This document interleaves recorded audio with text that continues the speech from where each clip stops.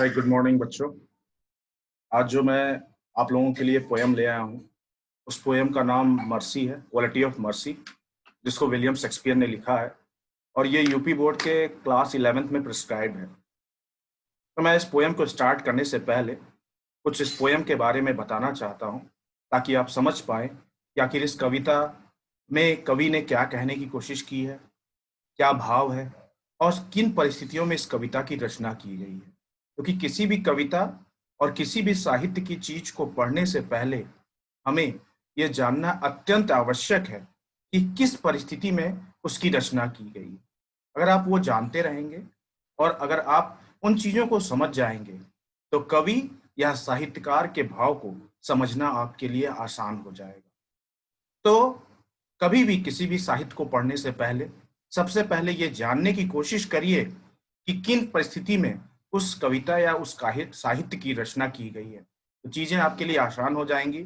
आप कविता या साहित्य के भाव को समझ पाएंगे और अपने अंतर्मन में उतार पाएंगे। तो ये जो कविता जिसको मैं आज पढ़ाने जा रहा हूँ, जिसका नाम द क्वालिटी ऑफ मर्सी है, ये विलियम शेक्सपियर नाम के एलिजाबेथन एज के और विश्व के सबसे महान नाटककार, ड्रामेटिस्ट द्वारा रचित है। और ये एक छोटा सा डायलॉग है जो कि ड्रामेटिस्ट शेक्सपियर की drama the merchant of Venice से लिया गया है। ये बहुत ही फेमस ड्रामा है और आप शायद ड्रामा के बारे में जानते होंगे, द मर्चेंट ऑफ वेनिस के बारे में जानते होंगे। इस ड्रामा में एक हमारा अंटोनियो हीरो है जो अपने दोस्त बसेनियो के लिए शाइलॉक नाम के एक साहूकार से कुछ पैसे उधार लेता है और वो एक बॉन्ड साइन करता है, एक समझौता साइन करता है कि अगर वो समय पे पैसा वापस नहीं करेगा तो शाइलॉक उससे लगभग 1 पौंड फ्लैश ले सकता है पेनल्टी के रूप में। शाइलॉक, जिसने बड़ी खुशी से वो पैसा दिया था, लेकिन उसके मन में एक ही विचार थी कि वो किसी तरीके से अंटोनियो से बदला लेना चाहता था। ये दोनों एक ही जगह पे बिजनेस करते थे और शाइलॉक को अंटोनियो का बिजनेस करने का तरीका पसंद नहीं था। अंटोनियो लोगों को पैसा उधार देता था और कोई भी ब्याज नहीं लेता था। ठीक इसके विपरीत शाइलॉक वो पैसा देता था और ढेर सारा ब्याज लेता था। लोग शाइलॉक के पास नहीं जाते थे क्योंकि लोगों को बिना ब्याज के अंटोनियो पैसा दिया करता था। परिस्थितियां बड़ी विपरीत होती है। अंटोनियो का दोस्त जब बसेनियो पैसा मांगने आता है तो अंटोनियो के सारे जहाज, पानी के सारे बिजनेस शिप्स, वो बाहर जा चुके रहते हैं और उसके हाथ में कुछ भी पैसा नहीं रहता। तो वो कहता है, दोस्त, तुम मेरे नाम से मार्केट में किसी से भी उधार ले लो और समय पे ही मैं उस पैसे को वापस कर दूंगा। दुर्भाग्यवश जब कहानी आगे बढ़ती है तो अंटोनियो की नावें वो काफ़ी डूब जाती हैं और वो कंगाल हो जाता है। वो समय पे पैसा देने में असमर्थ हो जाता है और इसी बीच जो विलन है, जो खलनायक है, शाइलॉक, वो मौका पाता है अपने बदले की भावना से जो ग्रसित है और वो विचार करता है कि क्यों ना ये सही समय का फायदा उठाते हुए अपने प्रतिद्वंदी अंटोनियो से बदला लिया जाए। वो कोर्ट में केस फाइल करता है और जज से प्रार्थना करता है कि मुझे पेनल्टी के रूप में 1 पौंड ऑफ फ्लैश जरूर दीजिए, क्योंकि मेरा हक है और मुझे मेरा हक मिलना चाहिए। काफी समझाने के बाद भी ड्यूक और जनता जो वेनिस की है वो समझाती है शाइलॉक को कि यह कृत्य अच्छा नहीं है, आपको ऐसा काम नहीं करना चाहिए। परंतु शाइलॉक किसी को सुनने के लिए तैयार नहीं है, वो किसी की बात मानने के लिए तैयार नहीं है। वो अपने घृणा, अपने द्वेष में जला भुना हुआ है और वो कह रहा है कि नहीं, मुझे कुछ नहीं, मुझे सिर्फ मेरा पॉन्ड ऑफ फ्लैश चाहिए। ऐसी परिस्थिति में ड्यूक जज एक जानकार वकील को बुलाते हैं जिसका नाम बेलेरियो रहता है। लेकिन क्योंकि बेलेरियो अस्वस्थ रहते हैं तो वो पोर्शिया को भेजते हैं। यहाँ पोर्शिया, जो इस ड्रामा की हीरोइन है, वो अपना रूप बदल के एक वकील का रूप लेके कोर्ट रूम में पहुंचती है और वो शाइलॉक से कहती है कि शाइलॉक, तुम्हें दया दिखाना चाहिए, तुम्हें दया दिखाना चाहिए। और इसी दया पे उसने जो डायलॉग बोले हैं, उसी को कविता के रूप में आपके सिलेबस में प्रस्तुत किया गया है।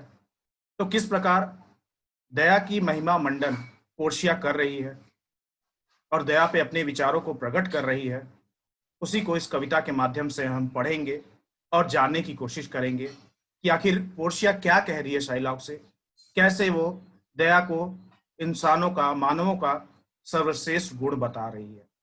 तो आइए पढ़ते हैं इस कविता को, लाइन बाय लाइन समझने की कोशिश करते हैं, ताकि आप चीज़ों को बहुत आसानी से समझ सकें और इस कविता को हमेशा के लिए अपने दिल में उतार सकें, अपने चरित्र में दया का भाव ला सकें और हमेशा दयावान बने रहें।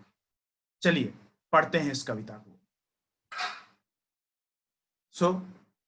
जैसे कि कविता की लाइन कह रही है,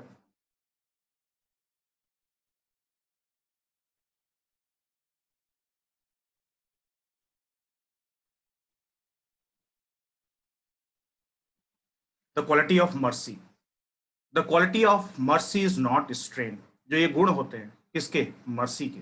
ये जो मर्सी के गुण होते हैं, दया के गुण है, ये स्ट्रेंड माने फोर्स्ड, किसी को फोर्स के द्वारा नहीं पैदा किया जा सकता, उत्पन्न नहीं किया जा सकता। आप दयावान हैं या नहीं है, ये निर्भर करता है आपके दिल, आपकी अंतरात्मा पे। किसी को हम दबाव के द्वारा दयावान नहीं बना सकते। ये एक ऐसा गुण है जो स्वयं उत्पन्न होता है, स्वयं पैदा होता है। It drops as gentle rain from heaven upon the place beneath. इस ड्रॉप्ड, ड्रॉप माने गिरना, बूंद बूंद की तरह टपकना। एज जेंटल, बहुत ही जेंटल होती है, बहुत ही विनम्रता के साथ, जैसे बारिश जो खुशियां लाती हैं। हेवन, हेवन माने आकाश से, जैसे आकाश से बारिश आती है नीचे, ठीक उसी तरीके से जेंटल रेन के तरह ही हमारे दिल में, हमारी अंतरात्मा में भी ये दया की भावना उत्पन्न होती है। ठीक वैसे ही हमारे अंदर दया की भावना उत्पन्न होती है। Upon the place beneath, upon the place beneath means जैसे बारिश होती है और पूरे पृथ्वियों पे खुशियां बिखेर देती है, हर तरफ हरियाली आ जाती है, हर तरफ आनंद आ जाता है। ठीक कुछ उसी तरीके से, ठीक कुछ उसी तरीके से ही जब आपके अंतरात्मा में दया की भावना आती है, तो आप सारे जहां में, सारी दुनिया में खुशियां बिखेर देते हैं। एक ऐसी क्वालिटी है, एक ऐसा गुण है जो आपको सर्वश्रेष्ठ मानव बनाता है, आपको सर्वश्रेष्ठ इंसान बनाता है। ठीक वैसे ही जैसे बारिश बिना किसी भेदभाव के, किसी जाति, किसी धर्म, किसी भाषा, किसी क्षेत्र को आधार न बनाते हुए हर तरफ बराबर से आनंद देती है, बराबर से खुशियां बिखेरती हैं। ठीक इसी तरीके से ही दया भी कुछ ऐसा ही होता है। जब कोई दुनिया में दया दिखाता है तो चारों तरफ खुशियां ही खुशियां बिखेर जाती है। वो स्वार्थहीन विचार होता है जो आनंद से भर देता है। It is twice blessed, this quality of mercy makes you twice blessed. This is gives benefit to both. दो बेनिफिट होते हैं इससे, दोनों तरफ, जैसे दो धारी तलवार होते हैं, like that it's a blessing to both. It bless him that gives and him that takes. जो दया दिखाते हैं और जो दया के पात्र बनते हैं, दोनों ही इस क्वालिटी से, इस गुण से लाभान्वित होते हैं। दोनों को आनंद आता है, दोनों का ही फायदा होता है। ये जो दया की भावना है, वो किसी एक को नहीं, बल्कि दोनों को बराबर से आनंद और दोनों को बराबर से ही फायदा पहुंचाती है। This is the quality of mercy. It is mightiest in the mightiest. ये माइट, विशाल, महान, महान से भी महान कार्य है क्या? दया दिखाना। दुनिया का सबसे शक्तिशाली कार्य है दया दिखाना। कहते हैं जो दयावान होता है ना, उससे बड़ा शक्तिशाली कोई नहीं होता। क्षमा करने वाला सबसे बड़ा और सबसे विशाल होता है। कहते हैं कि क्षमा एक ऐसा गुण है जो ईश्वर के करीब आपको पहुंचाता है। It becomes the throne monarch better than his crown. किसी कुर्सी पे, किसी ताज पे बैठा हुआ राजा भी से भी ज्यादा ऊंचा इंसान को पहुंचा देता है और बना देता है जब कोई भी इंसान दया दिखाता है। कोई राजगद्दी पे बैठा, राज सिंहासन पे बैठा राजा भी उतना ज्यादा प्रभावशाली नहीं होता जितना कि एक वो इंसान हो जाता है जो दया दिखाता है, जो क्षमा करता है। क्षमा आपको सर्वश्रेष्ठ बनाता है। His sceptre shows the force of temporal power. Sceptres sceptre आपको ने देखा होगा, हर राजा अपने हाथ में राजदंड लिया रहता है, एक बड़ी सी रॉड लिया रहता है। वो उसकी temporal power, temporal means earthly power, वो उसकी पावर, उसकी शक्ति का सिंबल है, प्रतीक है। द एट्रीब्यूट टू एव and majesty. The attribute means what?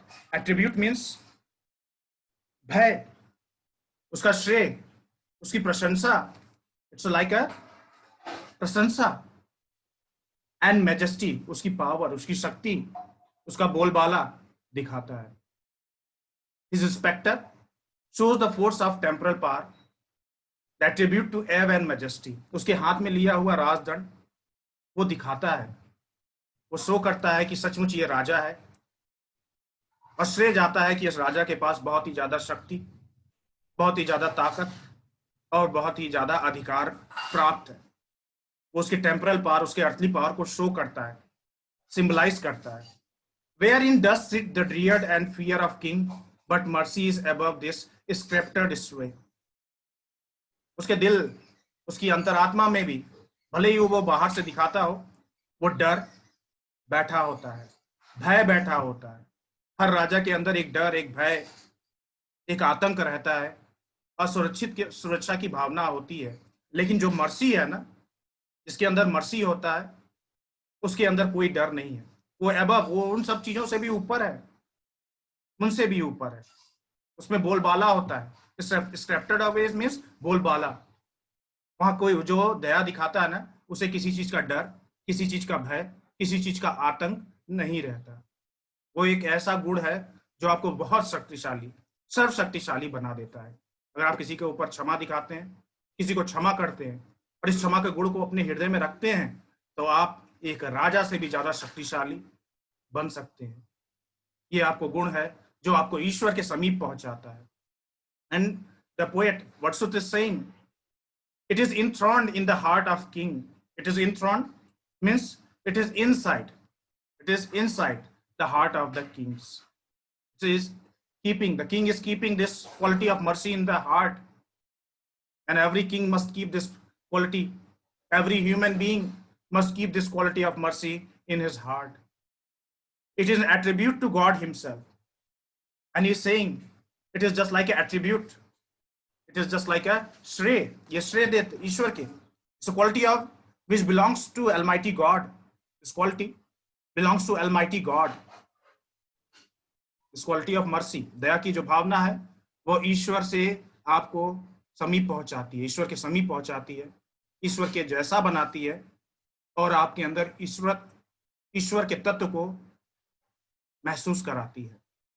कहते हैं इंसान के अंदर भी ईश्वर होता है। ईश्वर के सर्वश्रेष्ठ गुणों में से एक दया और क्षमा आता है। तो अगर आप दया और क्षमा दिखाते हैं तो कह सकते हैं कि आप ईश्वर के समीप, या सचमुच ईश्वर के अनुयायी है, भगवान के भक्त है, और आप ये गुण से अपने जीवन को धन्यवान कर सकते हैं। And earthly powers does then show like as gods when mercy seasons justice। And he says the power of king becomes more divine। किसी भी राजा के शक्ति वो और भी ज्यादा शक्तिशाली, और भी ज्यादा पवित्र तब बन जाती है जब वो दया दिखाता है, जब वो दया का गुण शो करता है, जब वो दयावान बनता है और ईश्वर के समीप पहुंच जाता है, जब वो मर्सी शो करता है, जब वो दया दिखाता है, जब वो मॉडरेट होता है, जो अपनी क्वालिटी में विनम्रता दिखाता है, लोगों को माफ करता है, लोगों से बदला नहीं लेता, ऐसा क्षमा करने वाला राजा वो दुनिया में सर्वश्रेष्ठ हो जाता है, वो सबसे ऊपर आ जाता है, और उसके बराबर कोई भी नहीं रहे। Like that, like that, the king becomes equivalent to God when that person shows mercy।